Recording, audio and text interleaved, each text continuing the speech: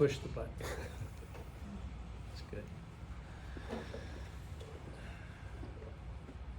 I just had a flash on a memory from years back, and I don't know if I should share it or not. I'll share it. It's totally irrelevant and maybe irreverent, but I'll share it.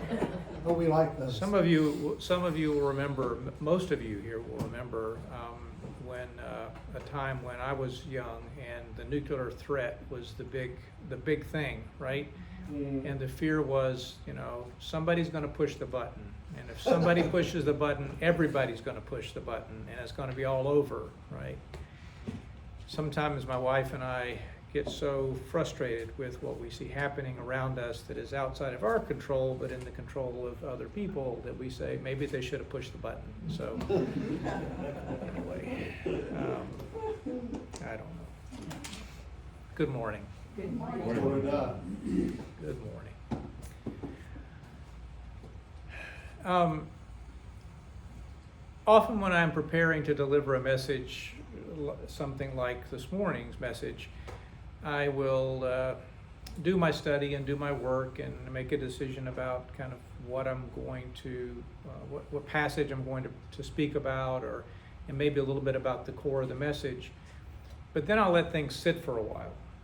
I think of it as kind of taking a walk with the Spirit and waiting for the Spirit to give me some guidance and some clarity on how things happen. And it's amazing how often that happens just beautifully. I may literally be walking and see something, or a thought will come to mind that just dovetails beautifully, and all of a sudden that rough-hewn, rough conceived message takes on a different form, which is much more finished and refined, and oftentimes bundled up in a nice package with a bow. And when that happens, I get excited. That did not happen today. What I am bringing you today is a message that has been partially crafted. And while I struggled to bring it to completion, I settled instead on the thought that maybe my job today is to bring this partially completed message to you and leave it with you, and let you take it and walk with the Spirit, and let the Spirit finish it for you or help you to refine it. Is that fair enough? Yes. You sound like a Quaker. I am comfortable with it, not because I'm capitalizing my F and friend, but I am comfortable with it because I did learn from experience over the 15 years that I was in the pulpit on a regular basis, that no matter how hard I try to craft my words and convey a particular thought, when I would speak to people afterwards, they would say, "I really liked what you said about," and I'll go, "I didn't say about that, So the Spirit is going to work how the Spirit is going to work, and for that I am most truly grateful. We're going to spend a little time bouncing within and around a passage from the Gospel of John, the 20th chapter, verses 19 through 31, and I will read that to get us started. When it was evening on that day, the first day of the week, and the doors of the house where the disciples had met were locked for fear of the Jews, Jesus came and stood among them and said, "Peace be with you." After he said this, he showed them his hands and his side. Then the disciples rejoiced when they saw the Lord. And Jesus said to them, "Peace be with you. As the Father has sent me, so I send you." When he had said this, he breathed on them and said to them, "Receive the Holy Spirit. If you forgive the sins of any, they are forgiven them. If you retain the sins of any, they are retained." But Thomas, called the twin, one of the 12, was not with them when Jesus came. So the other disciples told him, "We have seen the Lord." But he said to them, "Unless I see the mark of the nails in his hands, and put my finger in the mark of the nails, and my hand in his side, I will not believe." A week later, the disciples were again in the house, and Thomas was with them. Although the doors were shut, Jesus came and stood among them and said, "Peace be with you." And then he said to Thomas, "Put your finger here and see my hands. Reach out your hand and put it in my side. Do not doubt, but believe." Thomas answered him, "My Lord and my God." And Jesus said to him, "Have you believed because you have seen me? Blessed are those who have not seen and yet have come to believe."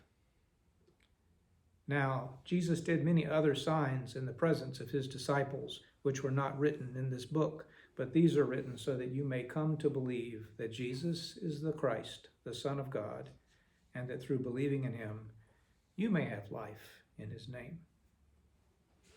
May God add a blessing to the reading and the hearing of God's word. I have a scar on my abdomen about this long, and it's punctuated on each side with some little dots that are additional scars. It's just above my right hip. I know what that is. It's where I had an appendectomy when I was very young. Back in the barbaric days when they would make a scar like this to do an appendectomy. Now they make this little teeny tiny thing. I was about 8 years old when it happened. I woke up on a Sunday morning with a bellyache, proclaiming to my family I was sick and I didn't feel well and my stomach hurt, and they were all like, yeah, it's Sunday, you don't want to go to church, right?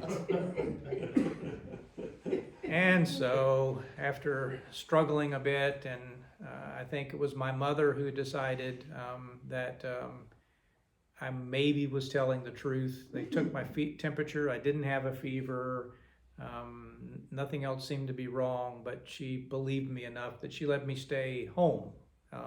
My grandmother actually stayed with me. I can remember her scowling at me, thinking I was faking at the time.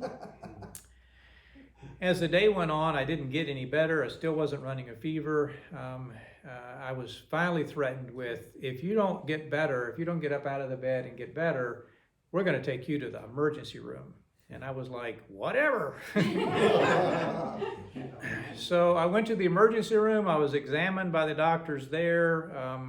I had, other than a slight pain in that spot of my stomach, which when I would try to sit up, it would hurt, I didn't have any of the other symptoms that went along with appendicitis. He even pressed on my abdomen and released it rapidly. And normally that causes someone with appendicitis to have excruciating pain. I didn't have that. I had more pain, but not excruciating pain.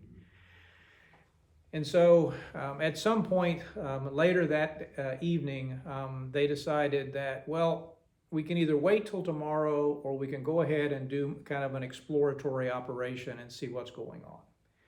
They opted for the exploratory operation, and I had the surgery, and sure enough, my mother told me that the doctor told her afterwards, if we had waited till the morning, it would have ruptured.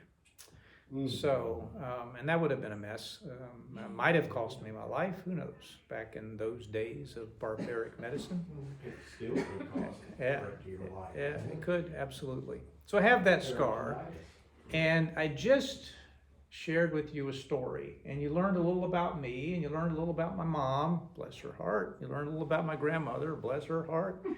You learned something about medicine during that time and my experience, all because I carry this scar with me. I have one here on my head as well, where I had some skin cancer removed. And I have actually two on my back where I had some skin cancer removed. And I have on my right foot, on the top of it, I have a long scar about like this that's unusually wide because it was never stitched together, where while I was flirting with some girls in the pool, I managed to catch the top part of my foot on an edge of the aluminum ladder coming out of the pool, and it just kind of carved. You're feeling it too, aren't you? Carved a little section of my foot out. Oddly enough, it never really hurt, and we bandaged it up, and it quit bleeding. And I remember being back in the pool the next day. So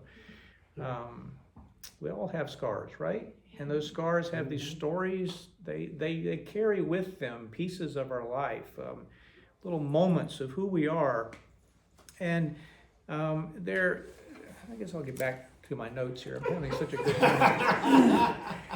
there's sort of a memory log, a memory time log of our lives. A few moments of thought about them, a few moments thought of telling the story about them, and all of a sudden our self opens up and blooms just a little more to be seen and to be understood. We all have them, and I'm sure you have yours. I'm sure you have your scars. Anybody here that doesn't have a scar? Anybody? I didn't think so. And you probably already know that I'm talking not only about the scars on our body that might be visible, but I'm also referencing the scars that we carry, the invisible ones that we carry on the inside. The scars that we have incurred because of injuries to the spirit or to the mind or to the heart. I think it is of no small significance that this resurrection appearance of Jesus deals with the scars too. And the essential place that those scars have in life, not just in our life, but for that matter, in our faith. So let's walk a little with that idea. Thomas wasn't at the previous post-resurrection appearance of Jesus. We're not sure why. Maybe he was just running a little late to that meeting of the disciples that day. We all get places sometimes a little later than we plan. Perhaps he had given way to the despair following the crucifixion of Jesus. It wouldn't be surprising. I get that. I understand that too. There are times when life hits us and it is sends us so reeling that it's really hard for us to show up for anything, to do the way we normally would do. For whatever reason, he missed that moment. And after being told about it, he just couldn't believe it. I can relate to that too. Of all the things in the story of the life, death, and resurrection of Jesus, it is the resurrection that gives me the most difficulty. All of the other things about Jesus' life, I mean, the Immaculate Conception, I can struggle a little bit with that, but, we don't know, and who knows, right? But then there's, the rest of the life of Jesus. I can relate to a lot of those things. I see them happen, and I preach on those with a significant degree of comfort. The resurrection, however, I tend to be more like Thomas than anyone else, and have this fear of wanting to believe and being afraid to believe at the same time. I'd like to imagine that I would have been enthusiastically on board with the miracle of the resurrection, and that I would have been cheering and dancing in the upper room, alive with the risen Christ, but I know better. It's just not me. I have too many questions, too many considerations, too many things just to wonder about and unknowns, much less to celebrate right off the bat. But what about, and how about, and can you tell me more about? So Thomas and I would have been like, nah, I hear you. But unless I'm there, unless I'm a part of it, unless I see him myself and touch him, heck, I even need to see the crucifixion scars to be sure it's him. And then thankfully, for this story, and for me, Jesus shows up right on cue. I love that moment. It is so honest and bare, literally.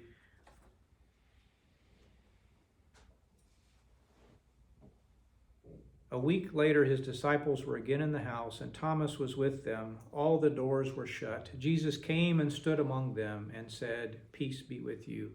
Then he said to Thomas, "Put your finger here. See my hands? Reach out your hand and put it in my side. Do not doubt, but believe."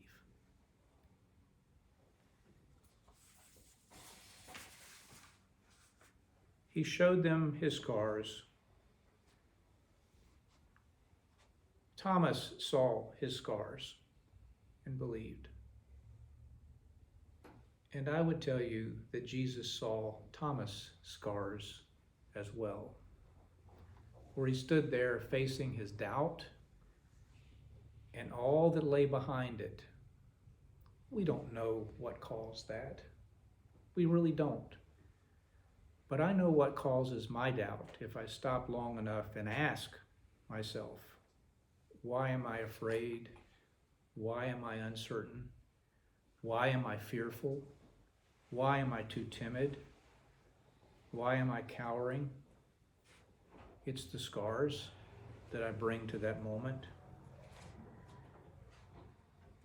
Let's unpack that a little bit. Bear with me. Remember my appendectomy scar? Mm-hmm. The ones you thought, and the ones you thought about as I talked, and the ones that we passed over, the ones that we really didn't talk about, the ones that none can clearly see and often prefer to hide, the ones that are, if we're not careful, are visible to others, so we put a little makeup on it, we costume them up a little bit, so that we appear to be more perfect and unscarred as people. I don't know that that's ever not been the case in human existence, a case when we were truly transparent and candid and honest with one another. That's something we've always had to work on. And yet today it seems so rampant. Kids today are already learning how to pose for pictures. They know which is their best side. They won't let you post an image until they see it and approve it. Sometimes the content that we write and put out there for the other people in the world believe, particularly on social media, we craft it so that we appear wise and mature and developed, when the reality is we may just have learned a small piece of something yesterday that we proclaim today that we have known for a long time. We brag humbly about our charity because it makes us look good. The stories that we tell about ourselves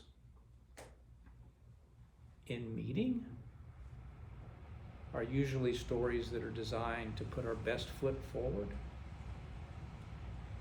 I'll share this with you very briefly. When many of you know that I participate in a 12-step recovery program.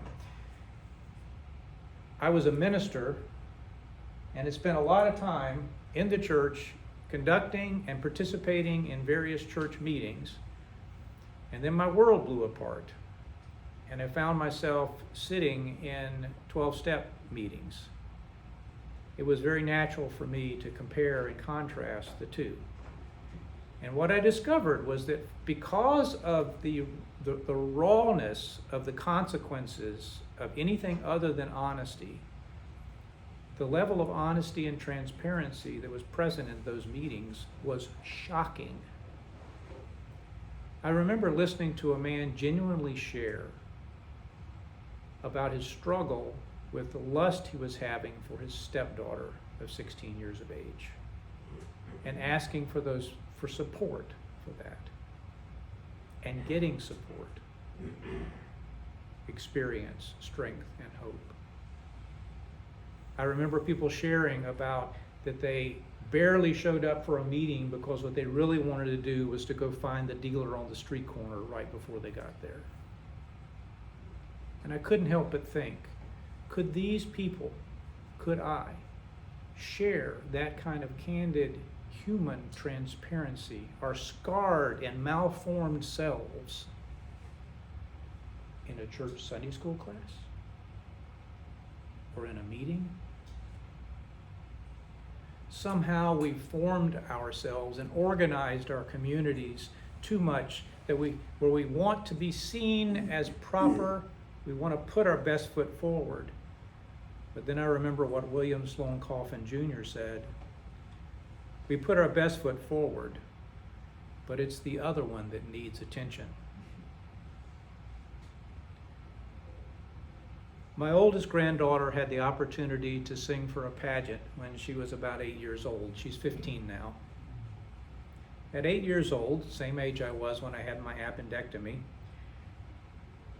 at 8 years old, what might you have sung or chosen to sing for a pageant? Just curious. Anything come to mind? 8 years old, I'm thinking Twinkle, Twinkle, Little Star, or maybe a hymn from church or something that I knew. Jesus loves me. Maybe that's a little young for an 8-year-old or something. Try a little kindness. Try a little kindness. That was my favorite song back then. Okay, all right, there you go. What did she pick? She picked a 2015 song of an album entitled Know It All by an artist, Alicia Cara, entitled Scars to Your Beautiful.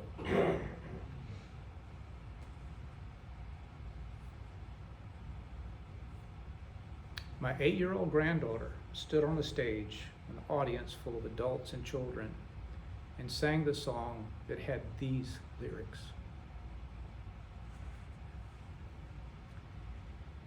She just wants to be beautiful. She goes unnoticed. She knows no limits. She craves attention. She praises. She praises an image. She prays to be sculpted by the sculptor. Oh, she don't see the light that's shining deeper than the eyes can find it. Maybe we have made her blind, so she tries to cover up her pain and cut her woes away.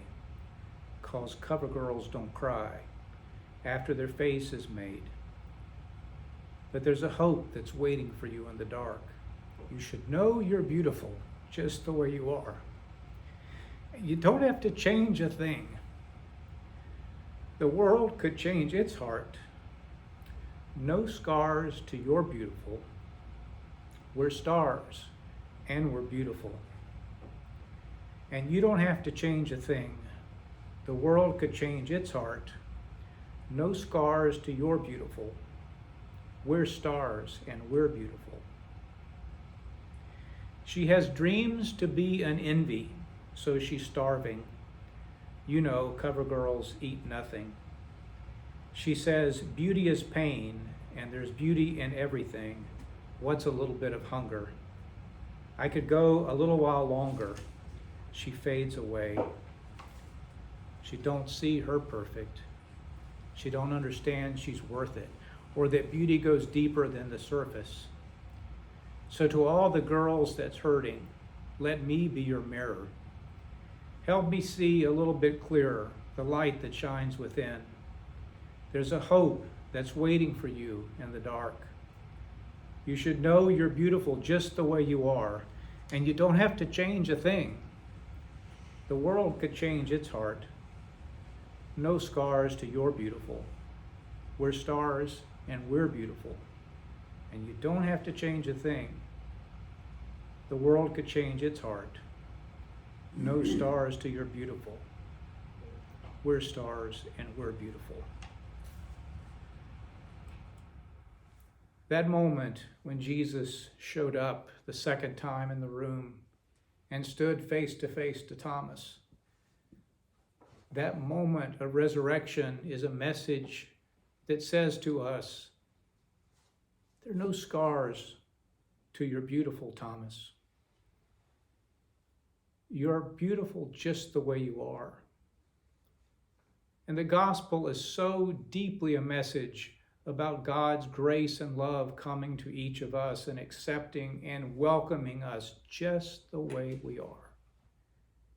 And yet, we want to believe that a scar here and a wound there somehow makes us unworthy, when the Son of God carried scars from wounds too.